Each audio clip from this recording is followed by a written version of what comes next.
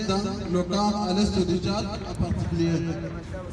Camp Brésil, camp Pilan, camp Pachana, camp Gos Amir, camp Gaga, camp Ardeba et camp Pologo, ainsi les autres camps. My name is Gaffar Mahmoud Sinin. I am from Darfur of western part of Sudan. Now I'm a resident in France since. So why is this rally being held today? So the rally is to trying to voice to the international community, to the French government, to all the human rights organizations that Darfur is still, there is a war still in Darfur, so it is not conducive to send and force the refugee from the IDP camps, internally displaced camps, to return to their villages and their towns, because what the regime trying to do, they're trying to kill off this the dilemma that they are just waiting for them. So they are trying to bribe, they are trying to use all the way and means to send back people, to assume that to say to the international community that Darfur is safe. Darfur is not safe. Sudan is not safe. The war still is raging. Those Janjaweed militias, those who committed this heinous crime, they are still running the country. They were given a new name, Rapid Support Forces, to continue to use all the way and means to trying to displace the people. And what has happened in Sudan?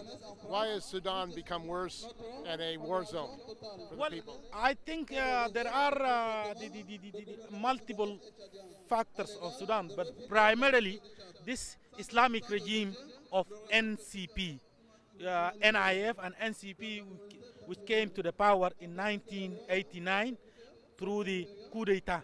So this regime... Were they supported by jihadists in Libya? At the moment, they are supporting all the Islamists. They are supported all the what they call the Islamist Brotherhood.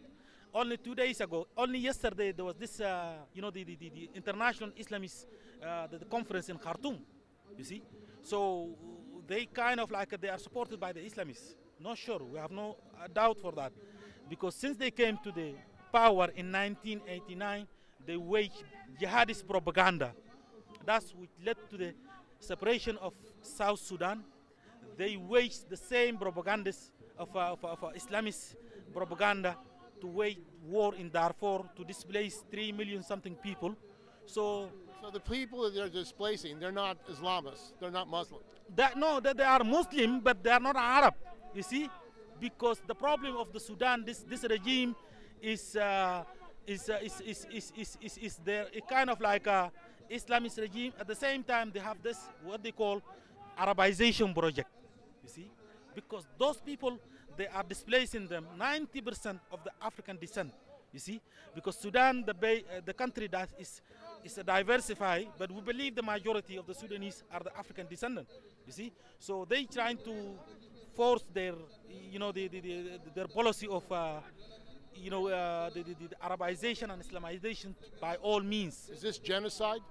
The genocide, yes, definitely. It's genocide that, what has been committed in Darfur from 2003 until today is a genocide. What do you mean by genocide? Genocide, when you kill people in a mass murder, is a genocide. You see, 29 years ago, I was a child, and my father and his brother were innocent people. They were rounded up innocently. They are buried in a grave that I know today. Where is it? So this is before even the war had begun. It was in 1990, 1 year after they came to the power. I'm talking about my own father with his brother. They are buried in one grave.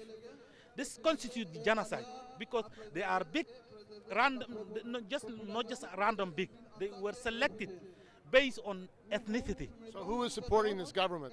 Well, this government is certainly supported by the Muslim Brotherhood. What countries, or any countries? Well, I can say the Gulf country, Saudi Arabia. Saudi Arabia is supporting? Saudi Arabia, the Qataris. Before they were linked with the Iranian regime, but somehow after the Saudi and they had a fight. Yeah, so they kind of like, but they are supported by the Wahhabis and by the Islamists. You see, so their objective and their main goal is the Arabization and Islamization of the country that we perceive has nothing to do with all this, because this is an African country, it's an African continent. We believe in diversity, we believe in our differences. We consider our Sudanism that is above everything. But they trying to impose their own rule and their own project of Arabization and Islamization. How many Sudanese are there in France? Well, refugees? Refugees, you are talking about between 35 to 50,000 Sudanese are here in France, because they came in the last 10, 15 years, and most of these Sudanese, 90% of them, they came from the regions where the war, the wage, primarily Darfur, Nuba Mountain, and the Blue Nile. So they had to escape for their lives. Definitely, because 90% of these people that you are witnessing them, they still, their family still are kept in IDP camps, internally displaced camps, including my own family. Since 2010, they are still living in the camp in the northern Darfur capital, Al-Fashir, in Zamzam. So they came. The reason that why they left Sudan, because of the war that was waged against them, because of their differences. So what can people do who want to support your struggle? Well, what we do, because people, firstly, they have to recognize that the genocide, it has been committed in Sudan since the first day that this Islamist government came to the power. The genocide has been committed, and it's still this ethnic cleansing and all this, the mass, the displacements, and it's happening in Sudan. We struggle, we are just fighting to just live with the dignity and to be part of the international community, to provide the stability of our country. Did the breakup, the bombing of Libya have any effect? The destruction of Libya have any effect on what was going on in Sudan? It definitely has absolutely tremendous effect of what is going on, because the situation after the collapse of the Libyan regime has deteriorated in Sudan. Prior to the war, because the 70% of the Sudanese were benefiting from because they were kind of like from Libya. So Libya was working with Sudan to help the people. What at the time? Or trading? No, it's not trading, but jobs. Yeah, jobs. Libya was kind of giving, opening their doors for the marginalized Sudanese from the region to benefit from that. So the Sudanese workers were working in Libya, helping the people of Sudan. Yes, helping the people of Sudan, helping their cause to stand on because even because in their country, in Sudan, they're still lacking the basic infrastructures. So they kind of they benefit from Libya.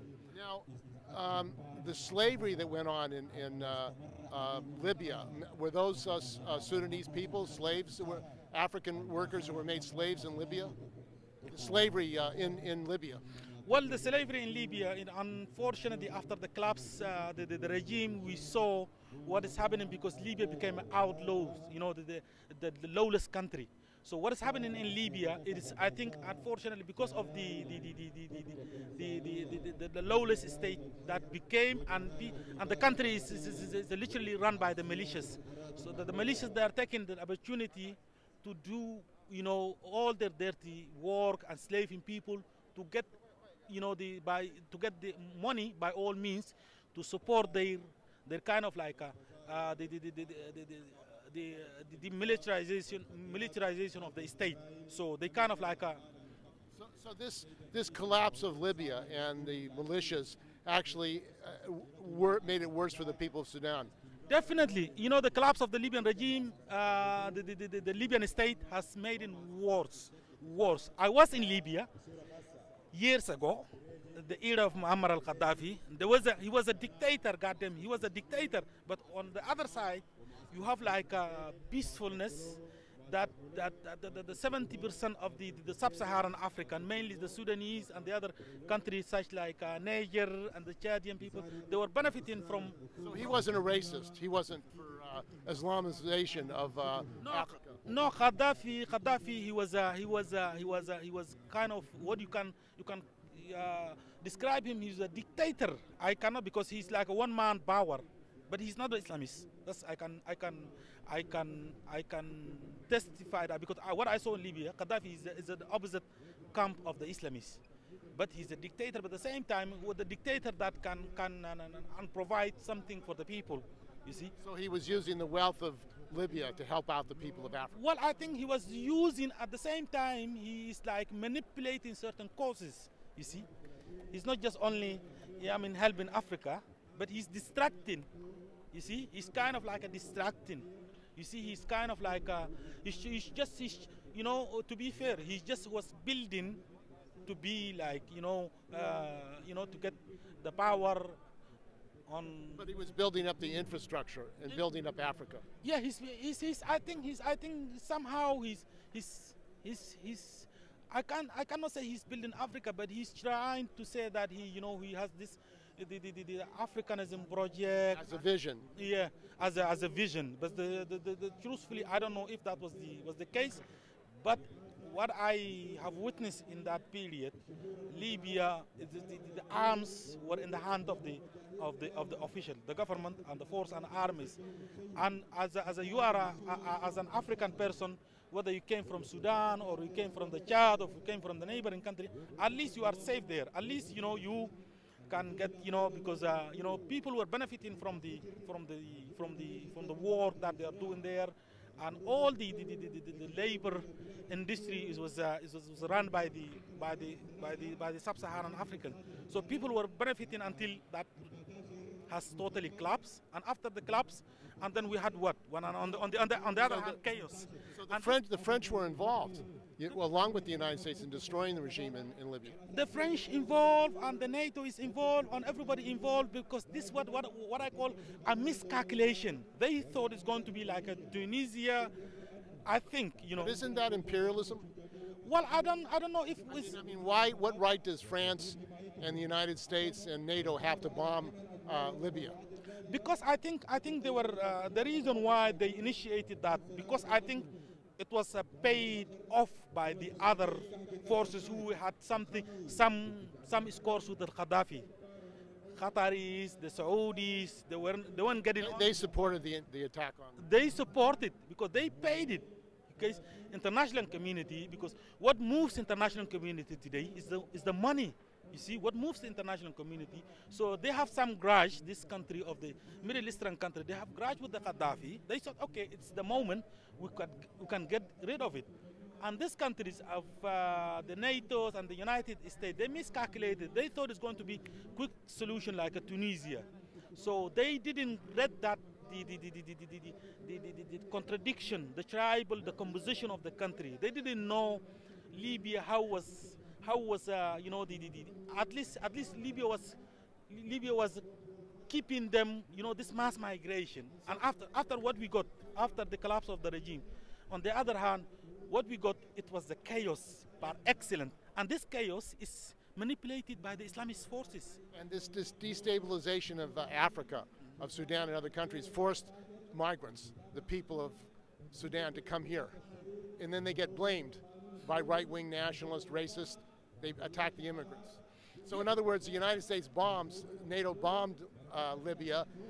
People are forced to leave because of the war. Then they come here and they get blamed. I think this mass migration, they cannot talk about this mass migration anymore, because the root cause of the mass migration is the instability. The key factor is the instability. And the latest instability of the Libya is the NATO and the the NATO members, United States and they should be blamed, because they are the one who created all this problem. They caused the war. They caused the war. This is nobody can deny that.